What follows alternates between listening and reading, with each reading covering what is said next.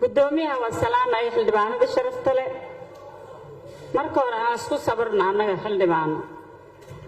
meeshaan dhibaatada yeerayso aad maqlaysaan warkii xildhibaanada iga horeeyaba aad u balbalaariyay xabsiga xamar aan ka soo qaadno xabsigan dhexe ee xamar oo duuga ahay dhibaato badan ka jirto dhibaatadaas ka jirtana dad dambi galena waa ku jiraan dad dambi la'aan oo la soo nabaayana waa ku jiraan oo uquba laga galaayo dad xataa waxa ku jira sida aan maqlay dad kale lagu soo bedelay dambiyada dadka kala galeen lagu bedelayo uqubadaasna waxa sameynaya ilaahay baa maalmaha ka mid ah tusi doono waxyaalaha ay galayaan diintiba ma taqaanaa ku yar waxay ila tahay dadku waxa sameynaya diinta ku yar dad baa iska soo qabsanaya qof dambiile ah korka laga saaray dambigiis waa lagu bedelanaa waxaaba jirta dad iyagoo la bedelanayo la kashifay oo la ogaaday oo la isku qabsadaaba jiraba oo naloo soo sheegay marka waxaasoo dhan aan la soconnaa annaga xildhibaanka wax badan waa ogyahay umalisoo kale waay isaga wax badanaa loo soo sheegaya haddaan waxyaalahaas hadda inta kaga hadlo dadka soomaaliyeed ma wada jirayaan laakiin hoos ahaan guddi aan ugu sheekaysan doonaa insha allah waxaan jecelahay horta xabsiga xamar dadku ku xiran in naftooda horta koow la badbaadiyo kuwa rumaanka u xiran oo bilaashka loo haysto sida xildhibaanada oo wasiirada ah 3 jeer ay golaha wasiirada soo gashay dawladda Cabdullaahi Yuusuf ay wasiir soo noqotay iyadoo xildhibaanada ah xasan sheekh markuu sheekh shariif bedelay wasiirada haweenka ku xigeenka haweenka soo noqotay qofkii intaas wadanka u soo shaqeynay ayaa maanta احترام لآن قف أسرع متقنا برتقال أيضا قف عن برتقال لهين أو حنا كهاي السنين أو جل كده كهاي استأي وحرنته قد كردي مركو حيالها أنا عن هوس أوشر كيسرين وحيالها سكمل ده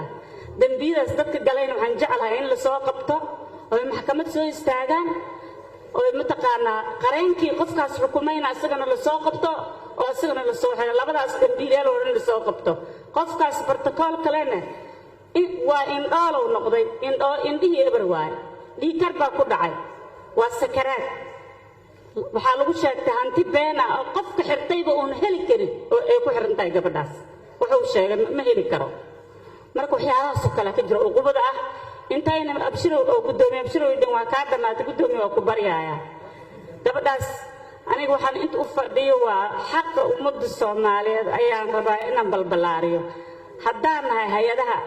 waxaan la hadlayaa hay'adaha cadaaladda hadday cadaalad jirto horta anaga aan bartakool leenahay madaxda sar waxaan jeclahay ixtiraam inay bixiso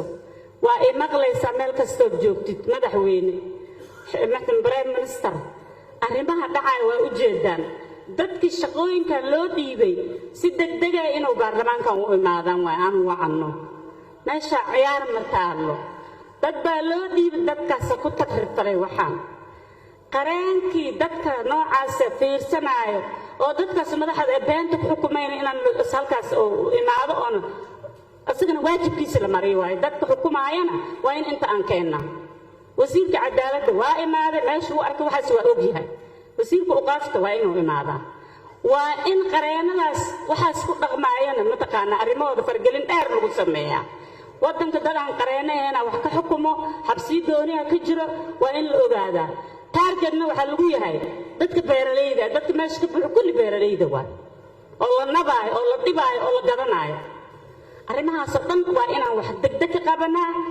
baarlamaan xirmaay ma jiro anagoo arrimahan wax ka qabanin ma xirmi karo baarlamaan xirmi karo xildhibaan hadda boo idin sheegay ma laha anagoo xabsigaas dadka masaakiinta waa in meesha laga bixi kan cusub loo wareejiyaa asagaaba dumaaya oo taraftooda laga badbaadiyaa xeer ilaaliyaashan waa inay halkan aan keennaa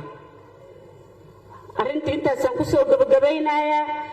gabadhaasna 24 saac gudahooda waa inay madaxda saar arrinteeda ka hadashaa ay wax ka qabataa haddii kale arrinta iyadan wax laga qaban karin la arki doonaa haddii ilaahay yiraahdo taas waxaan u leeyahayna meesha hadda naga marayso meeshaas waay